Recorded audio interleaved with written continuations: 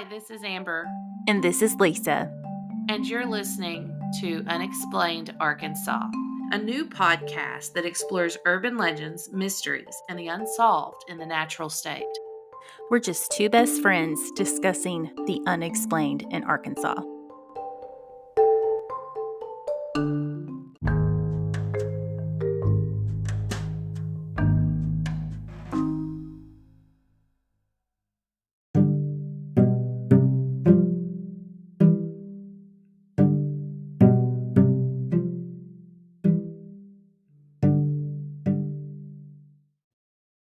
Hi, and welcome to Unexplained Arkansas. This is Amber.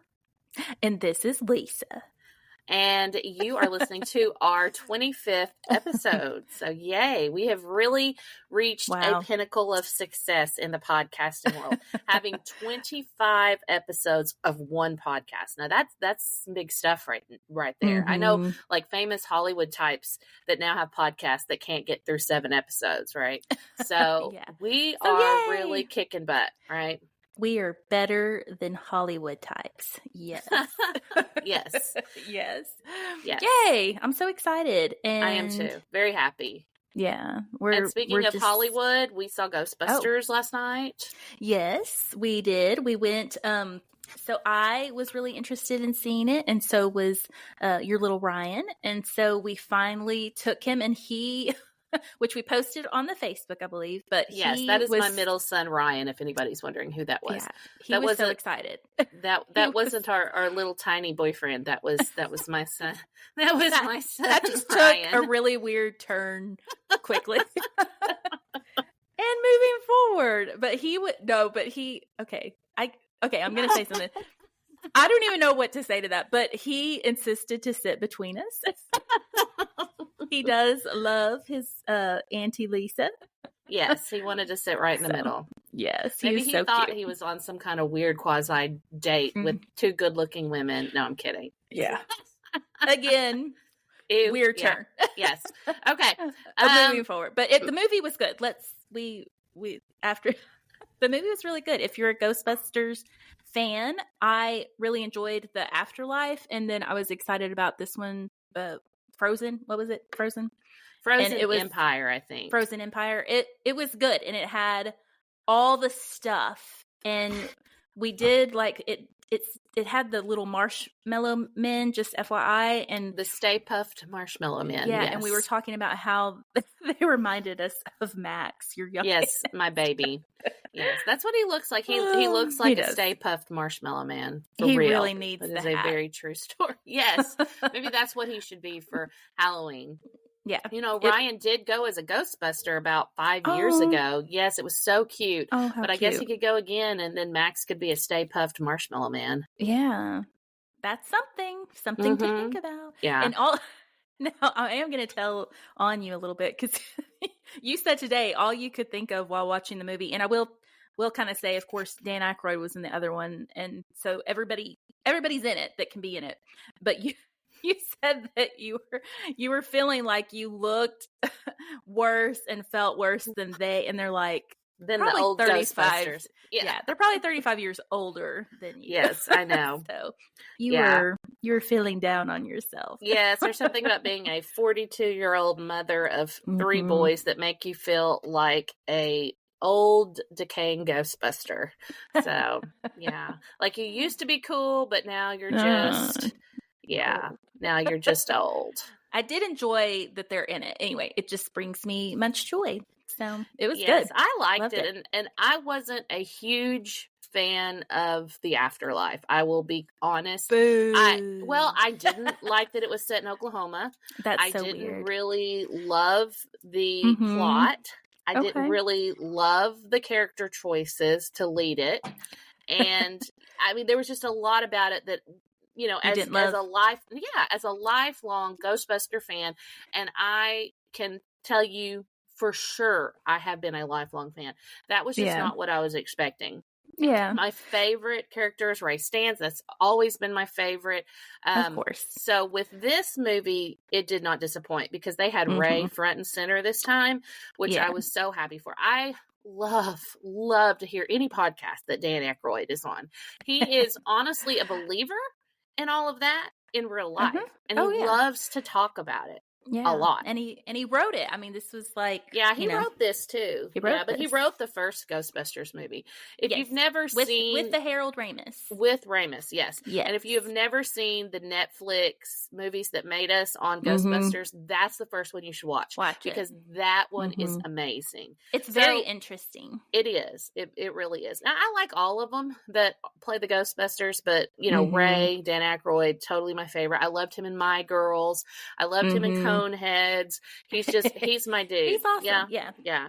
I agree. He's awesome. But I disagree because I did like Afterlife. And I think I was the only one. I think I watched it by myself, not at the movies, and I just really enjoy it. But I did like this one too. I do see your point. Okay, yeah, so, but let me say, and maybe I should watch it again, because when I saw it, it was on opening weekend, and I was pregnant with Max. Ooh, and I was so sick. It was like early pregnancy, where just the smell of food makes you want to vomit. And like all that popcorn. All the popcorn, Boys. So I was just highly uncomfortable, highly tired, and sick. And so that might have played a part in my annoyance with the movie, because I was hoping for something to take me out of the reality that I'm 42 and pregnant. So that didn't do it. You were 41. Oh yeah, I was 41. Yeah, you're right. Whatever. 40, 41, whatever. Actually, I might have been 40 when that one came out. But still, 40 and pregnant. I just needed something to take me out of that reality. Yeah. And it did not do the job. Yeah. Yes. And you're still in that reality. Yes, I'm 42 with a toddler.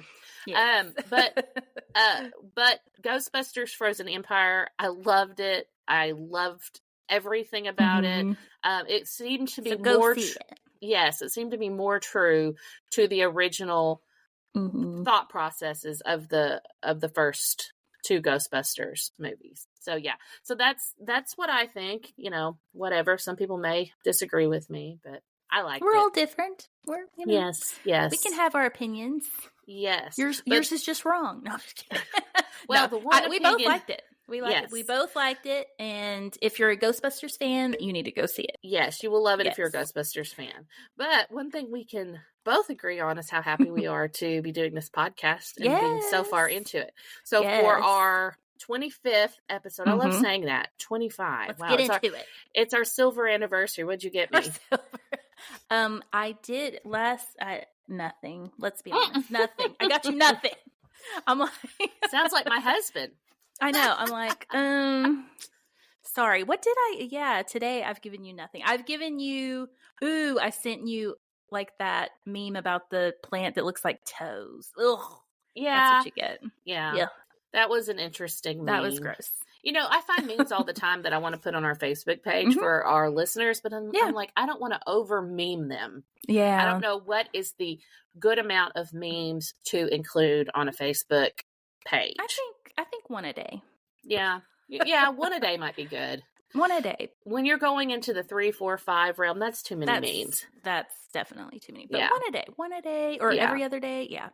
Because we send each other memes every day. Multiple memes or videos. We do because we find them hilarious every time. They are hilarious. Yes. Every time. Yes. Okay, so we're going to go ahead and start our 25th episode on Folklore. Again, this is volume 2 of our Unexplained Arkansas Folklore Tales. And so you're bringing this because I'm bringing this. You're the folklore lady. Yes. I like Stevie Nicks. I except I don't look like Stevie Nicks, but I might wear a shawl every once in a while and do a little twirling. What do you mean once in a while? I need some twirling room when Stevie Nicks comes on. That's what I told Lisa. I need some twirling room. Okay, so we're going to talk about first the difference between folklore and legends and myths, because we seem to use those words interchangeably within our podcast, and I see other podcasts and other YouTube videos using those words interchangeably, but they're actually a little bit different from each other. So a myth, and we all think, what do you think of when you think of myth? Like Greek mythology? That's what I think of. Yeah, when I think of myth, I think of something honestly untrue. That's what that's true. Yes, yes. Yeah. Wow, that's weird how both of our brains went to two different places. But a myth is like a symbolic narrative, usually of an unknown origin, and it's partly traditional, and it relates to actual events. So that's, I guess, where I get the Greek mythology. So that's a myth. Now, a legend, I've heard legends and folktales, used interchangeably a lot, but a legend is actually a traditional story or group of stories told about a particular person or group. And the term legend is supposed to be a tale about a saint, but not all legends have a saint in them, or very few that I've heard do. Legends also very much resemble folktales in their content. So, but if you are telling a legend, there is a possibility it could possibly be true. Possibly, but maybe not. I mean, it's probably stretched a little bit. And then we have folktale, which is an maybe oral. It started in truth. It could have the legend, yes. But it's also associated with phenomenon, just like myths, but it's different. Legends and myths are different things. Okay, so then folktale is an oral fictional tale, which basically, whatever ultimate origin is practically universal in both time. Let me redo that. A folktale in origin is practically universal both in time and place. That means a folktale can be told at any time. So when I think of a folktale, I think of the hitchhiker on the side of the road, which that could be 1935, that could be 1995, it could be any time. So folktales are those. It's like urban legends. There you go, interchangeable with legends, right? So it can be used at any time or place. So some of the folk tales we hear are very, very simple stories. Some of them are a little more drawn out. The ones we're going to talk about today do qualify, I think, as folk tales. I think one might be tiptoeing into legend, but folk tales travel from generations to generations. So what we hear now are folk tales that may have started in the mid to late 1800s. So that's pretty interesting. Now, folklore, which is kind of like folk tale, and I've got to go back to Encyclopedia of Arkansas. They say that folklore represents what may be called the unofficial culture of a place, like the unofficial culture of Arkansas. And a lot of our folklore in Arkansas was passed between people, like face-to-face interactions, talking between groups, referencing these things. And I even found that in newspapers that I've been looking at in the last week or so, how they would reference these pieces of folklore in their newspapers. And I had to go and look it up to see what they were referencing. Like, they talked a lot about a comet at the turn of the century. And they talked a lot about a lady in black at the turn of the century. There were these references that they knew that were folklore that was kind of in the unofficial culture. So we will talk a little bit about that, about how folklore kind of encompasses the local vernacular, art, a little bit of religion, and the behavior that is customary for that area. Now, there's lots of people in Arkansas that have studied folklore, published books on folklore, but the most famous person is Vance Randolph. Vance Randolph was a folklorist who wrote extensively about the Ozarks, and he did this in the early 20th century.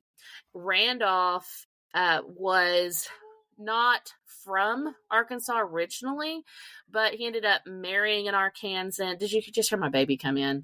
He totally just came in. I was hoping I would ignore that and nobody, and you wouldn't say anything, nobody would hear that. But yeah, he came in, looked at me, and then started chattering. Okay, so Vance Randolph, very famous, and we will kind of talk about Vance's reporting throughout this episode. And what year? Time frame was he? This is early 20th century. Vance was living in Arkansas, living and breathing Ozark culture by 1920. So if that puts you in, a specific time frame. Yeah. Now, another thing that Vance was interested in was Ozark folk healing, which I don't know anything about that, but there's lots of stories about folk healing in Vance's books. And, just to give a plug to your local library, his books are in most Arkansas libraries, and they're really easy reads. I mean, they're big books, but they're easy reads. He loves to talk about people, not talking, like not mean gossip. Well, maybe that's what you would call it. Maybe he is a gossiper. Well, Sounds but like he would talk about all these people that he met. And like I said, he married an Arkansan and he put roots down, and he worked as a sports writer while he did all this researching about folklore. Now, like I said, he loved folk healing, or he loved to talk about it and write about it. But folk healing, from what I understand, comes with the stuff we have here comes from the Appalachian Mountains, and it was settlers that came from the Appalachian Mountains to the Ozark Mountains in the late 19th century. So we're talking about the end of the 1800s. So they chose, Yeah, they chose to move smaller range, smaller mountainous. Yes. Gotcha. Yes. And so we're talking about rituals, remedies, all this stuff. Now, there's a really good article about the history of folk healing by the Springfield News Leader. And everyone knows that the Ozarks encompasses us, the top of Arkansas, Missouri, and then the bottom half of Missouri. And so when we talk about Ozarks, it's interchangeably South Missouri, Northern Arkansas. Yes. And so the Springfield News Leader published an article about a folk healing dude. I mean, he's like currently doing that. And in South Missouri. He's doing it right now. He's an Ozark folk healer. And his last name is Weston, but I don't remember what his first name is. But he talks all about it in this article in the Springfield News Leader, and he's published some books on Ozark folk healing. So what does this dude do? I think he's folk healer. I didn't go into that. I thought that might be something we could look at in a different podcast. But I mean, I guess it's remedies and rituals and spells and things like that. I don't know. He's published 2 books, so I'm sure he spells it out. Get it? Spell. It spells. Okay. Oh, no. Okay, that's the only bad joke I have today. Okay, so back to Vance Randolph. No. Okay, so he studied the people of the Ozarks beginning in 1920. And like I said, he wrote for this sports magazine while he really did his passion project, which was local lore. Man, that sounds like us. We have our day jobs and we have our podcast, which is our passion project. I mean, I don't think folklore pays the bills. So I totally get what Vance Randolph is doing here. But he ended up marrying a mountain woman. Well, that mountain sounds a little tougher than, an Arkansan from the Ozark Mountains. Yeah, I didn't. What constitutes a mountain woman? I don't know, but I have thoughts, and I'll keep them to myself. Okay. But Marie Wilbur was his wife. Yes. Okay. Yes. The mountain woman. The mountain woman. Let's just call her the mountain woman. Okay. Yes. So he just lived his best life up in the Ozark Mountains. Okay. And writing sports by day. And then let me tell you what he wrote. Yes. Folklore by night. Yes. Okay. So here's what he's published that I have found. The Ozark Superstitions book, which came out in 1947. Okay. And that was published by Columbia University. And then Ozark Magic and Folklore from 1964. And I know that is in our library because I've checked it out. Just because I was interested in... at the White County Library? No, at our college library. Yeah, but I've seen it at the White County Library too. Gotcha. And then he also published Down in the Holler, a gallery of Ozark folk speech. And this was by the University of Oklahoma Press. I would like to explore what is a holler. Oh, we're going to talk about hollers today. Okay. I have 2 hollers we're going to talk about. Okay. 2. Yes. Seriously, 2 hollers. Yeah. 2 and not just hollers like in an Alabama song, but real hollers. All right. So your love is deeper than the holler. I like 80s country, so that's where that came from. I'm like, I don't speak 80s countries. I do.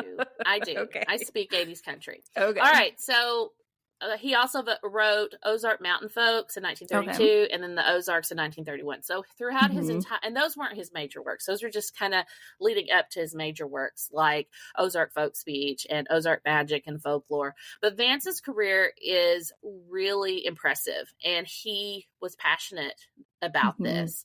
So and it would take us an entire podcast, literally an entire podcast, to go through everything that Vance Randolph found out about the Ozark Mountains. And we just don't have time for that today. So we're going to hit the highlights about one subject area, and then I will probably reference Vance Randolph in podcasts to come. But I have a few stories from Vance Randolph. Actually, that's not true. I have two. And then I have two more that I found. Now, two stories. The first two are going to come out of Carroll County, which is in northwestern Arkansas. And then the two that are not Vance Randolph stories, I found in Sharp County in Cave City. So we'll start with Carroll County, which is in northwestern Arkansas, like I said, and it's the county that holds Eureka Springs, Berryville, and Pleasant Ridge. Now, I've been to Eureka several times. I went to school in Fayetteville, so it was only an hour away, and we'd go there a lot. And I've stayed at the Crescent. I know you've stayed there too, haven't you? Yes. Oh, yeah. What has your experiences been at the Crescent? I mean, I will say the first time me and Daryl went, and I think I told this story, but we went for an anniversary trip. We stayed a couple nights, and the room that they put us in was like supposedly haunted by a young girl or someone that would like supposedly like pack your suitcase for you. And I was like, oh yeah, I hate to pack. So hey, sure. That great. sounds like my kind of ghost right there. Yeah. And so I did, like, I was, we were like, oh, that's a cool story. But I do remember, like, we walked into the room and there were really, like, I guess it was wallpaper, but it had stars all over it. And the floor was not level. And so I immediately got sick, like got dizzy, like what from the aesthetics. Are like, you of sure the room. It wasn't the ghosts? Yeah, I'm pretty sure. And it was, we didn't have she didn't pack our bags, but anywho, it was a cool experience, but the room did make me sick. I don't remember exactly what room. And then the second time, like me, Daryl, and Elle went for Thanksgiving, not this past year, but I guess it was Thanksgiving 22. And we went for a couple days and we took Elle, and we didn't have anything ghostly happen, but we did have some people that were drunk at a bachelorette party beat on our door at like 10 o'clock at night looking for something.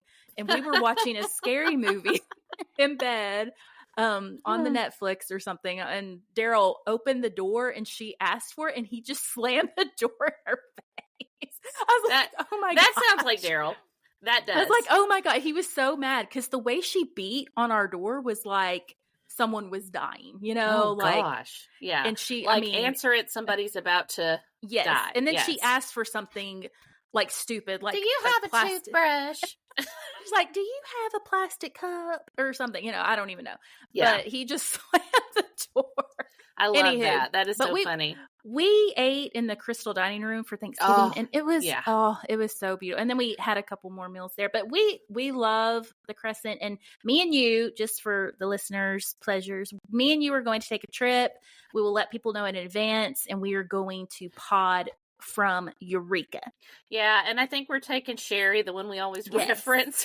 We're taking Sherry for sure. Yes. And y'all will love Sherry. She's our favorite. Yes, you will love her. She's into all this stuff too. Oh, she is.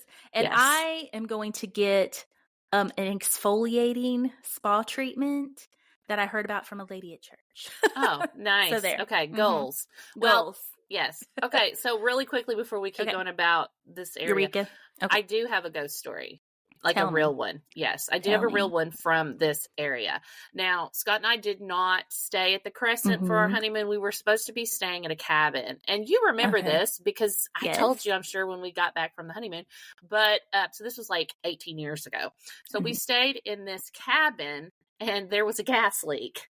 Okay, so number one, there was a gas leak. So the woman that owned the cabin had to move us to this old pink house right over there by the Crescent Hotel. And the only room available, because it was like Pride Week or something. So every room in the entire place or entire city was filled. So we had one room, this tiny room with two double beds. Oh, and this was our honeymoon.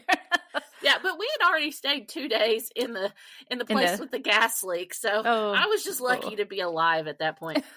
So anyway, so that night in that little pink room with those 2 double beds, Scott had what he today says, he had a ghost incident that scared him so bad that the next day he hightailed it to that Catholic church and bought, I don't remember if it was a crucifix or what, because, he was raised Lutheran, not Catholic, but he went to a lot of Catholic services too.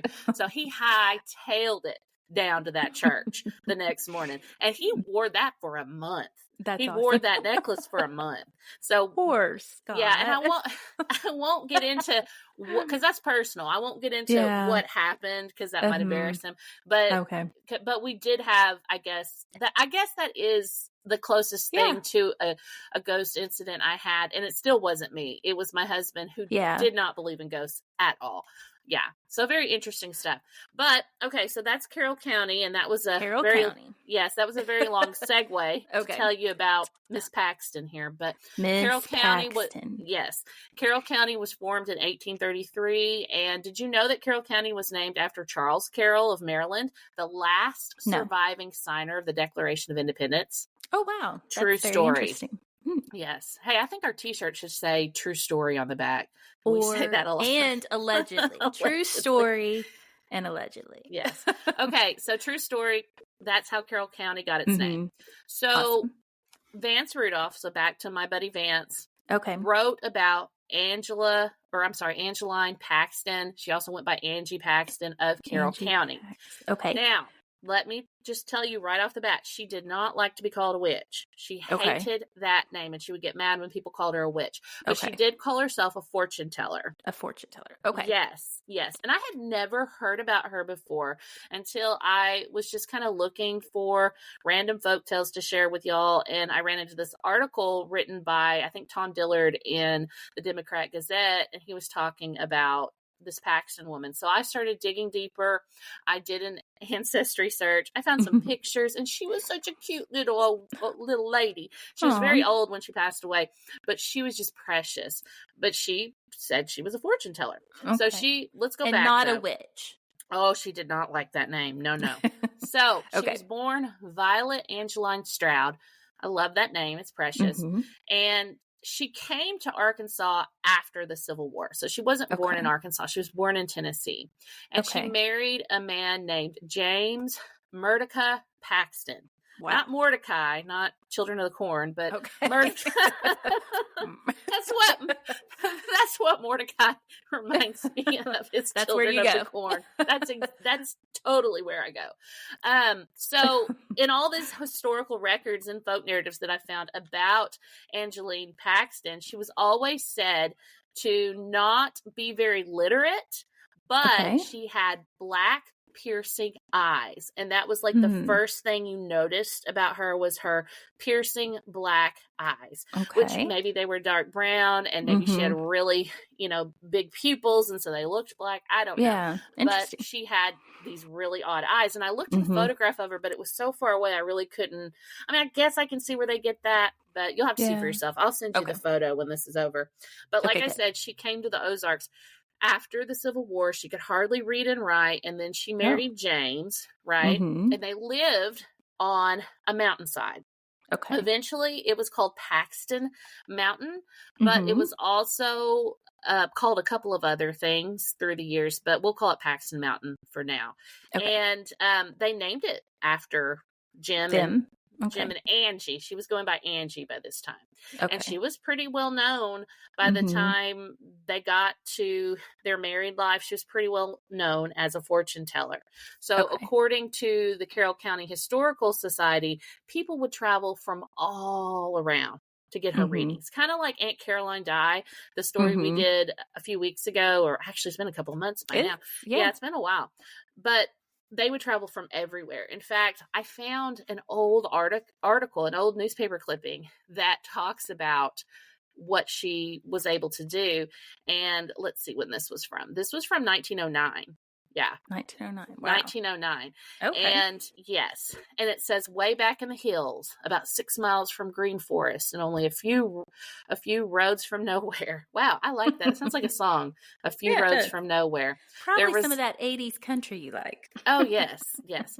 There resides. And Huh? Oh, sorry. I looked at that episode was The Legend of Aunt Caroline that you did. It was episode 6. So it's been a little bit, Andy. Oh gosh, yes. Yeah. I have no But go back concept and of time. People listen to that. Yeah, it's kind of Okay. That's kind of a sister episode to this one. So, Yeah. But yeah, okay, so where are we? Roads to nowhere? Okay, Roads to nowhere. Roads to nowhere. Okay, so I'm going to get my guitar. Yes, I'm telling you, I need to write that down. So there resides, in this area, a fortune teller that is very noted. And in fact, they say she is the most noted fortune teller in about 7 states. And quote unquote, in about 7 states is what they put. I was quote like, unquote. Yeah, quote unquote. Allegedly. Her name is Mrs. Angeline Paxton. Mm-hmm. And the path leading to her home is one of the most thoroughly beaten in the country.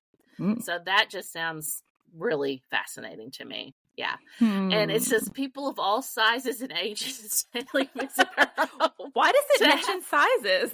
Just does.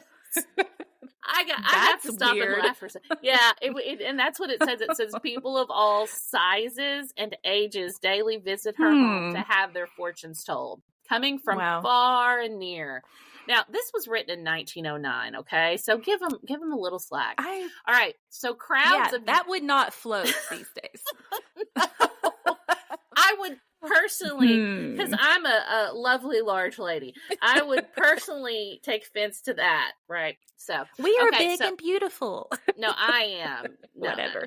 All right, so crowds of young folk have been known to come from Eureka Springs and Harrison to have Mrs. Paxton interpret their troubles in love and various affairs. And so from everything I've read about her, she loved love. Oh. She loved to get into young people's business. And she loved is opposite of that Caroline, right? Oh, yeah. Yes. Yeah. Oh, my gosh. I do remember that. I was listening. No, this is why you're my partner, because you pick out like these little things that I just kind of glaze over, right? I listened. Yes. So, yeah, she loved love. So while Miss Paxton can tell anything, she makes a specialty of catering to the needs of lovers, both young and old, and it is related... Big and small. Yes, and it is related that time generally proves the things she tells to be only too true. And that is in quotation. That's only true, too true. True. And this is the newspaper that printed that what she says comes it's true. Funny what was considered news in the early 1900s. I know, but I love it. This is I could just yum this up with a spoon. Yeah. Okay, so during recent years, Mrs. Paxton has been doing quite a large mail order business. It sounds like Miss Cleo.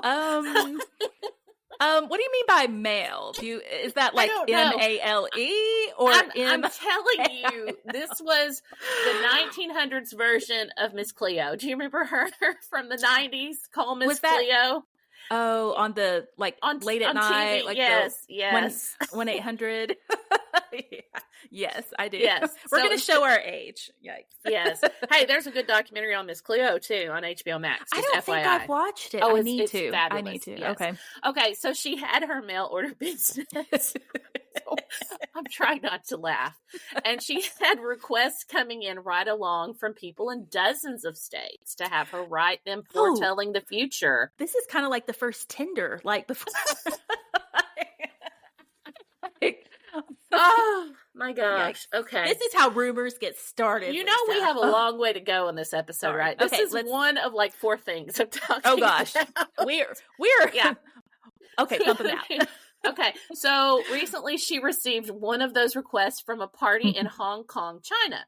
So it may be seen that Mrs. Paxton's fame is by no means confined to the neighborhood in which she lives. She is never advertised. And that's interesting. And I looked in the papers, and she did not advertise. Well, she didn't have to. The newspaper was doing it for her. That's true. So she has never advertised. Her only means of securing businesses being through her satisfied customers. Yeah, this does sound like an ad. Yeah. She can tell fortunes any old way that fortunes are told. quote unquote, but she prefers the good old coffee cup to any other method. And I found that very interesting. So like I guess reading leaves or something? Well, I guess it's coffee grounds. I know some people will read tea leaves, but apparently Angeline, or whatever she's going by, Angie, Angie. I guess she wants to be hip and go by Angie. She reads the coffee cup. Okay. Yes. The coffee grounds. Yes. And then when the cup has been turned, you may expect to hear her read with precision and dispatch an interpretation of many questions that have been sources of vexation of both body and mind. I like that word, vexation. So the paper goes on to say that they've never really actually tried it, but they know others that have. But they don't name any names because probably they would be embarrassed.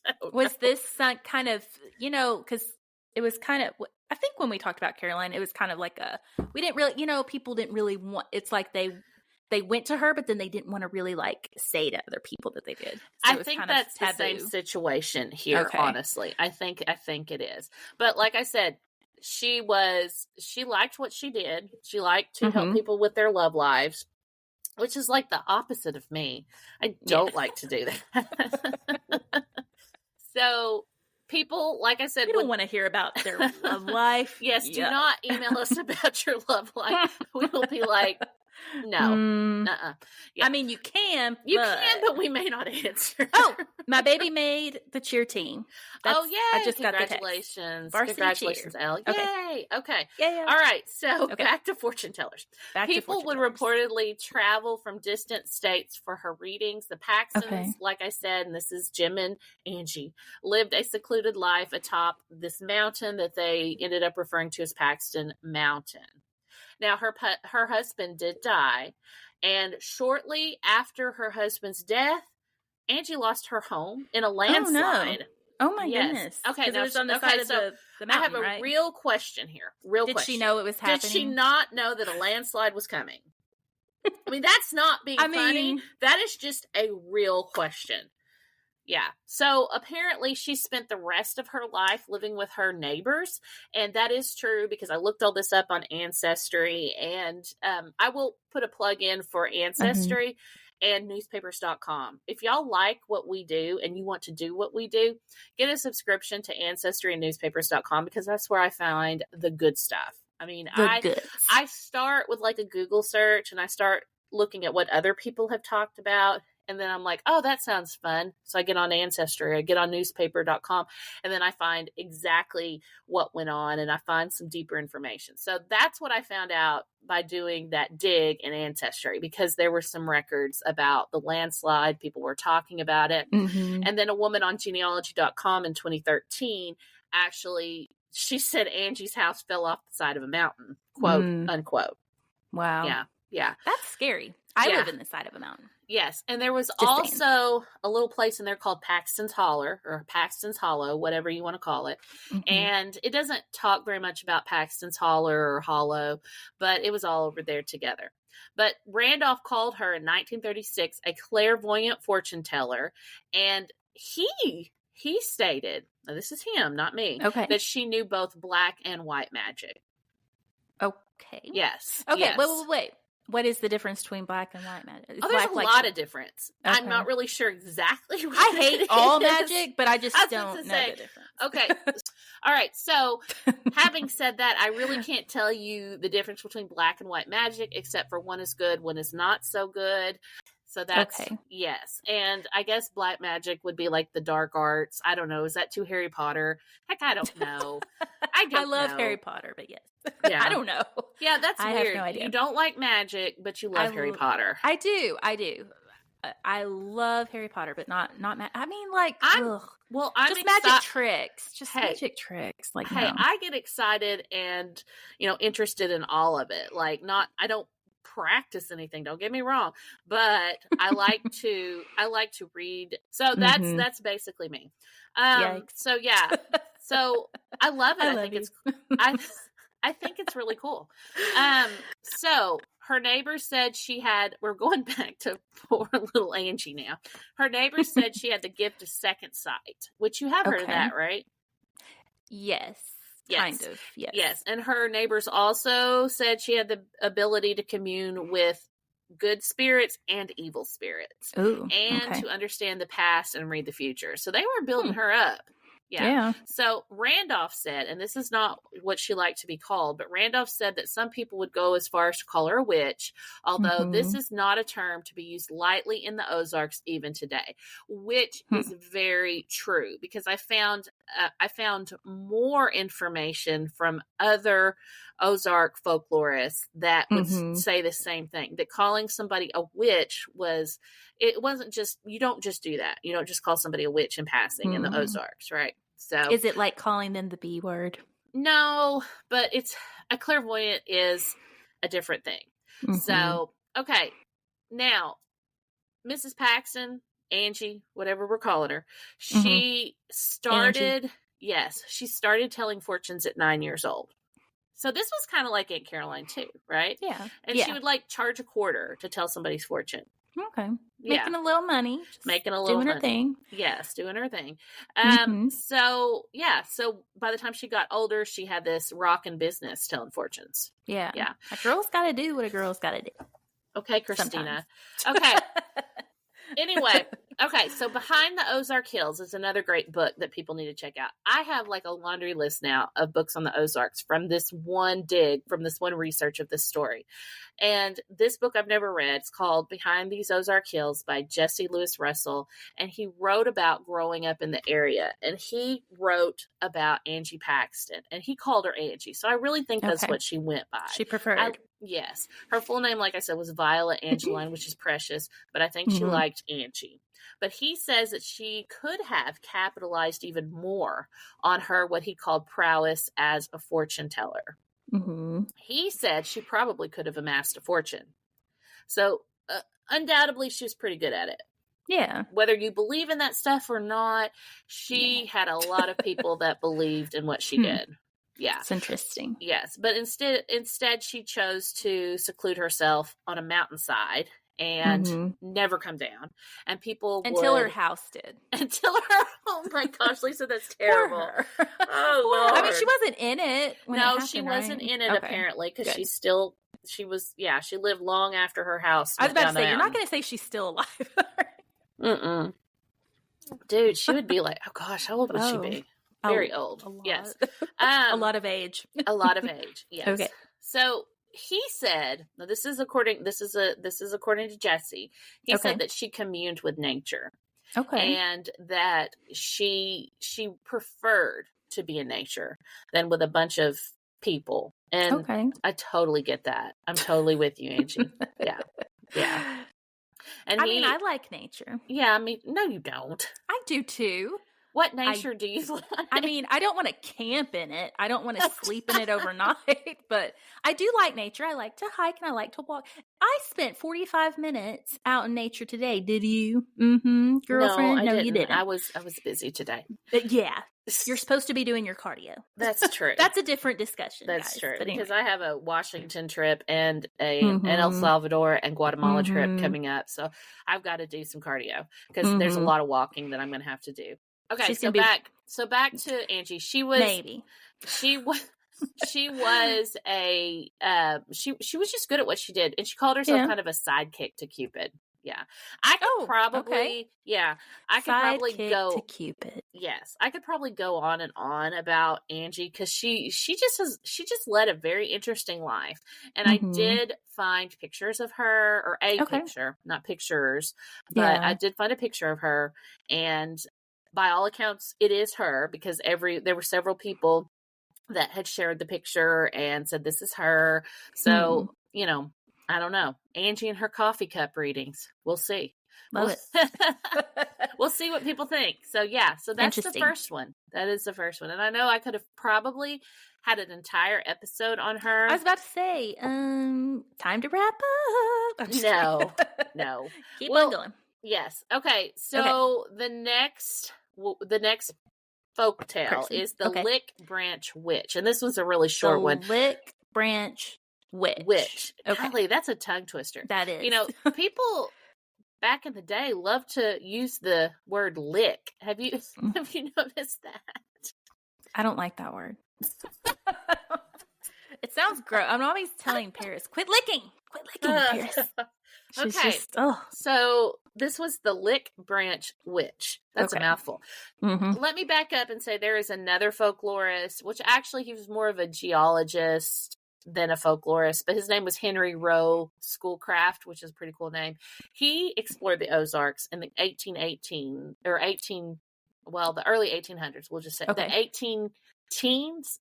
So he was in the Ozarks specifically in 1818 through 1819. And 200 years ago. Golly, yeah. That's weird. Yeah. And he found that among everything, he found lots of superstitions prevalent in our area. Mm-hmm. Yes. And he found that lots of Arkansans believed in witchcraft at that time. They didn't practice it, but they believed that it was real. Yes. Like they believed that witches existed. Exactly. Okay. And actually people blamed witches for a bad day, for hunting issues, for problems with their livestock, like if their calves were dying, you know, or if people were getting sick, that's what they would blame. And what does that sound like? Well, don't even get me started. Well, no, it sounds like the Salem witch trials, women. Right? Well, yeah, blaming women. Yes. Blaming women for all of our problems. Exactly. Hello. Okay. So yes. So women apparently got the blame for everything in the early 1800s in Arkansas. Yeah. But there was an actual witch trial in Carroll County. Oh. There was a legit witch trial in Carroll County. Now, unfortunately, so Carroll County was just behind the times. They were just brimming with witch activity. Just hearing, but took them a while to hear about the problems in Salem. No. Yes. Well, actually, it was very surprising to a lot of people that came to Arkansas that people in Arkansas were still running around hunting for witches. Mm-hmm. So, yeah. Mm. So this is according to the Gazette. There was a woman who was often called a witch in the area of Lick Branch in Alpina. The only thing I have been able to dig up on her is her last name, which is Inman. Now, I did find some Inmans in Alpina, but it's not like I can say, oh, it's this woman or this woman. But there are some Inmans, several actually, in the Alpina area. Okay. Now, this all stems from her being accused of practicing witchcraft, and the witch trial. Okay, so let me back up. The witch trial was not like a legal, it wasn't like we saw in Salem. It wasn't that kind of thing. Mm-hmm. She was actually kicked out of a church, and that was the witch trial. She was kicked out of the Primitive Baptist Church in 1858 for practicing witchcraft. And wait till you hear allegedly what she allegedly did. Okay. Okay. So a female member, and I'm going to try to get through this without laughing, y'all. I'm sorry. But a female member of the congregation accused her of witchcraft. So they did a little trial thing. So in the book, one of the books that Randolph wrote, he kind of alludes to this. The accused had come to the complainant's house at night, saddled her up. So old Mrs. Inman goes to this woman's house, and I will not name the accuser. Names. But Mrs. Inman allegedly saddled her up and rode her like a horse all around Carroll County. Through the hills and valleys of Carroll County. I mean, this sounds like this woman was dreaming, perhaps. Exactly. Oh, my goodness. Oh, no, it gets better. So then she said she was taken to a neighbor's horse stable where she had a rendezvous with a male horse. Ew, what? What do you mean a rendezvous? Use your imagination. This is a PG podcast, so I can't go any further than that. But it's in the records, and that's in the records. That's what she accused Mrs. Inman of doing. So, yikes! Riding her around like a horse, or maybe I don't know if that meant she turned her into a horse, and then she had a little horsey rendezvous. Oh. Okay. Yes. Hey, I PG'd that from start to finish, and it really wasn't PG in the records. In the records? Yes. What are these records? Was this in the book, or? I found some of in these the newspaper. Well, this one was not in the newspaper, and you can imagine why. I think this was just private church business until somebody private church business. Somebody blew the whistle and said they're having witchcraft trials over at the church. Those early 1800s sound wild. So, yes. My goodness. Okay. So this female member of the congregation was the one that that accused her of all this business. But that's all I found. Wow. I don't know how it ended, and I really want to know how this. I know she got excommunicated from this church. The church. But I don't know how her life post-horse scandal turned out. I would like to know.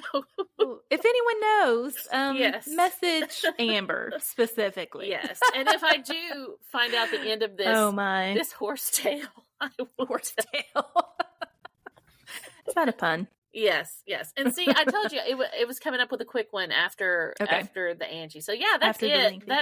There is there's stuff out there like this, but it's few and far between on the internet. When you want to get the good stuff, you have to go to the library and you have to get into the records and you have to get into these old historical documents that were written by people in like the 20s, 30s, 40s, because they don't hold back. That is interesting. Well, I don't remember. I think when I was researching Galloway Gertie, which was our first episode, people, but I found the 1920s, like the Daily Citizen, and it would be like, yes, so-and-so came to town and visited at the home of, the Smiths for a week. I mean, that was news. Yeah, but you have to kind of look past all that because, I see a lot of that essentially the Facebook of the past. Yes. Oh, gosh. So. You are 100% correct on that. It was like the Facebook of it was just all like, it was just, fluff and, hardly any what we would think of newsworthy things. Right. Okay, so our last two tales. Oh, you got two more? I have two more. How long have I been going? 52 minutes. Okay, so okay. I'm not going to talk too much about the cave because I'm doing a whole episode on the cave. But the last thing I do want to talk about is Cave City, Arkansas. Arkansas. Yes. And of course. And their watermelons? Exactly. Yes. Okay. Yes. So I am going to do an entire episode on the cave and Cave City. But I'm just going to mention it briefly here in a minute. But first I want to talk about the Cave City Witch. Okay. And yes. Okay, so the Cave City Witch. Was she okay with this title? I can't find her. Okay. I cannot find her anywhere. The mysterious missing Cave City Witch. Yes. So she actually is the namesake of Witch's Hollow, which is just outside of Cave City. And I went there over spring break just to verify what I could that this area was real. And but I'll get into all that. So let's go back to Cave City. Like you said, it's widely known for its production of watermelons. And this goes all the way back to 1938. They are supposed to be the best. And they have had this annual watermelon festival since 1980. Oh, wow. Okay. Yeah, it's a long time. Now, originally... Not that long. Yes. So, originally, the area of Cave City was part of Independence County. However, in 1875, that's when, our current county lines were drawn and established. Okay. So, it became part of Sharp County. And for a while, it was called Cave Township. And then eventually it became Cave City in 1890 and was established by two brothers, Jim and Jack Lehman. And when I do my episode on the Cave City Cave, we'll go back, we'll go into Jim and Jack. Oh, that's Jim and names Jack. For boys. Okay, and this is not the Cushman Cave that we've already No, this is a different one. This is a totally different cave. Okay. Man, we've got caves all over the place. And that was episode 3, right? Yes. You can go listen to the Blue Man Group. You're like a human advertiser. Whatever. Okay, go back and listen. Go back and listen. Yeah. All right, so many people moved to Cave City, get this, because there were less mosquitoes than in East Arkansas and less chance of malaria.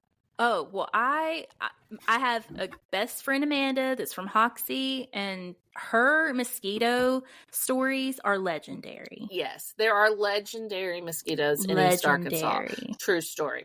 So this is a really quick one, too. Okay. Yes. So there is actually... Well, it's Witch's Hollow. Oh, Witch's Hollow. There is actually very little You're supposed to explain what this hollow or holler you know what a holler is. I have no idea, actually. Okay, well, look, Google it. Google it for me while I do the story. Okay. So most of the stories about these types of things... Which means you don't know. I don't know what a holler is. I think it's like on the underside of a mountain. Like you have a mountain and then you go down underneath the mountain, you have a holler. You know, I mean, I'm thinking Dolly Parton songs here. I don't know. Just find out for me. All right. So most of the story, you got it already? I'm going to tell you what it says. What does it say? I mean, if you put in how would you spell it? Which is holler or hollow? Well, I don't know. Well, okay. A holler is to give a loud shout or cry, which is... And then a loud cry or shout. Look up hollow. HOLLOW. Okay, so while she's doing holler is more of like a country slang for hollow then. Yes. Is that what I'm understanding? Okay. Yes, you didn't get that like 50 minutes ago? I didn't get that. I'm not being facetious. Okay. A hollow, it says the first, is having a hole or empty space inside or without significance. A hole or depression in something. A form by making a hole, and then that's all that. So it's probably like just a little. What makes a place a hollow? A small sheltered valley that usually, but not necessarily, has a water course. Yes, and it's on the side of a mountain. Yes. So this one pulled up a place called Hell's Holler in North Carolina and Petey Holler in Tennessee. Interesting. Sounds like you need to go to Hell's Holler. Shut up. You need to go to Hell's Holler. Okay, so there was this recent TikTok video by vlogger Amber Vance, and we have mentioned her before, and she's awesome. And she loves to do this kind of stuff too. But she had the same hard time I had finding some concrete resources for this story. And so that's why this is kind of a maybe. I would put this as folklore, folktale that may or may not be true. But like I said earlier, I spent all spring break looking through volumes of historical accounts and newspaper articles from the Cave City area, and I found nothing relating to this story. Absolutely nothing. When I say nothing, I mean nothing. So nothing written about it, but what's the word on the street? The street word. Well, you know I've got the word on the street. So the word on the street... First, from Paranormal Forensics, who put out something in 2016, they say that the legend is that there was a witch that practiced magic there. I don't know if it was black magic, white magic, whatever, Stevie Nicks magic, whatever. But Witch's Hollow is said to... Yes. Card tricks. Yes. But Witch's Hollow is said to be haunted by the deceased witch who once murdered her husband. Dang, that's intense. She has been seen walking along the dirt road off Sandtown Road. Yes. And that's kind of the same thing that I keep seeing in all these like posts. Like it's kind of like Reddit for ghost hunters. Yeah. It's I'll get to that in a minute. But some reports say that to get there, one must go past Thunderhill Lane and then follow a faint dirt road at the right. So it's really hard to find Witch's Hollow. And I legitimately tried over spring break, but I had a car full of kids and my mom, so I didn't get very far before everybody was tired and ready to go home because we'd spent the morning in Hardy, in like downtown Hardy, and so they didn't want to entertain my idea about a Witch's Hollow. Yeah, so if I had more time, I probably could have found it. So first, like I said, there's wide speculation on where exactly Witch's Hollow is located. The consensus is that it's located off Sandtown Road and by Sandtown's Lee Chapel. And I looked them up on Facebook, and they are actually there. There's a Lee's Chapel there. I didn't find them when I was doing my research or whatever, but they are there. I drove in that area, posted some photos. Y'all can go back and look at them. but I was unable to I was unable to locate a spot that I was comfortable claiming to be Witch's Hollow. So I'm sorry, guys. I could not find it. Another interesting thing, though, about Sandtown Road, it goes over a place called Sullivan Creek, right? So there's lots of talk about Lee's Chapel in all of these stories. And supposedly it's at the beginning of Witch's Hollow. And then, in that area, there are several strange occurrences that took place in the chapel, which is now an active church. So y'all don't go visit it. Okay. They've got so that is not a place you can go visit. Or you can go. It's a church. Go and just visit the church. Right? Yes. Yes. That's what I mean. Okay. So you can go to church service. Yes. So apparently at one point that chapel, church, whatever, was in complete ruin, but then a lot of people came in and restored it, and it's now a functioning church. And I know that to be true as well, because they had that all on their Facebook page that they were restoring it. Yes. Awesome. Yes. So, but if listeners know more about this, email us. So anyway, there is reports Unexplained Arkansas at Gmail. Yes. So, yes, there's my advertising machine. Yeah. All right. So there is also Lisa. reports of a dirt road and a burned out cabin in the area. I did not find either one of those. But from what I read, like I said, on this haunted house website, it's kind of like a Reddit for people that likes haunted stuff in Arkansas. I love haunted stuff. Yes. Well, you need to get on this Reddit. People like over and over said they reported anxiety and feelings of dread while being in the area. One user said he explored the area with some friends. Like your car full of boys. Yes. And mom. Yes. My poor mom. Yeah. Yes. All right. So one user said he'd explored the area with some friends and first went to the old church. And while they were there, one of his friends started playing the piano, and he had never played piano in his life. It's like he got possessed by a piano player. This was like in the church. Now that's creepy. That's some horror movie crap. So supposedly a man in black. But that's pretty cool because, if you always wanted to play and then really didn't want to practice. Possessed by a ghost.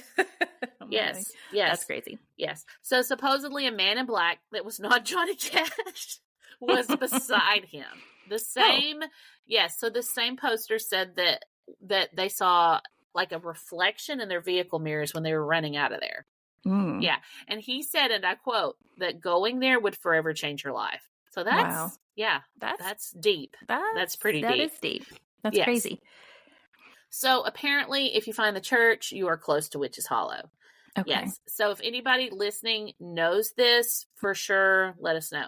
But if you want to go in there and read all those cool Reddit style posts, you can go to arkansashauntedhouses.com, and there are several firsthand accounts. And they're entertaining to read. Another one, a small group was exploring. I know, was exploring right after COVID, and then they heard screaming in the bushes and saw a figure dressed in black running through the woods. I'm telling you, that's the scariest thing I've ever heard. Was it wearing? But the question is, was it wearing a mask? Like, I don't know. Like, we were all a little crazy at the beginning of COVID, weren't we? Yes, seeing dark figures screaming. Yeah. Now there are some legit. Well, they say they're legit ghost hunters on this stream. That have chimed in and said that they have actually done some legit ghost hunting in the area too. Oh, yeah, and found ghosts then. Well, correct. Maybe that, whatever. Alleged. We'll put a maybe there. EVPs. Yes. Okay. So, so that is the alleged witch in the Cave City area, or Witch's Hollow. If anyone has more information about it, I would love to hear. Yeah. I would love to hear it. The last thing I wanted to mention about Cave City is this is kind of for a follow-up, because I did take this really cool trip over there during spring break and took a lot of pictures. And like I said, I've been reading newspaper articles and historical content from Sharp County and Cave City. And the coolest thing that I found was the cave is literally under your feet when you're in that town. Yes, that's cool. It is. So the next episode we do that I'm doing, well, actually there's one I'm doing in Marshall. And then after that, I'm going to do an episode on Horns Cave, which that was the original name of it. And then eventually it got changed, and, it was like River Springs Cave or something. So no, Crystal River Cave. Yeah. And there was like a mystical river within it. But that's a whole story in itself. I just wanted to give a plug because I will be talking about that. It's like Cave City was like the town that kept on giving when I was looking for fun things to talk about. So we will have an entire episode on that. And get this, there are some spooky, scary skeletons in the cave. Ooh. Yes. So we'll have to wait because we're out of time. But I will, like I said, devote an entire episode to the Cave City cave and the spooky, scary skeletons and all the fun things surrounding the cave. So yeah. So that's what I've got. I feel like I've been around the world. That's a lot of talking. That is a lot of talking. Yeah. About potential witches or people that don't prefer the witch Angie title. didn't like to be called a witch, so she was a clairvoyant. But evidently people were doing it behind her back, which you would think she would know and get them. True. Yes. So you would think. So there you go. That's my story, and I'm sticking to it. Okay. Do you want to finish? So that's it. So that's all I've got. And you have anything you want to add? A little bit of business. Sure.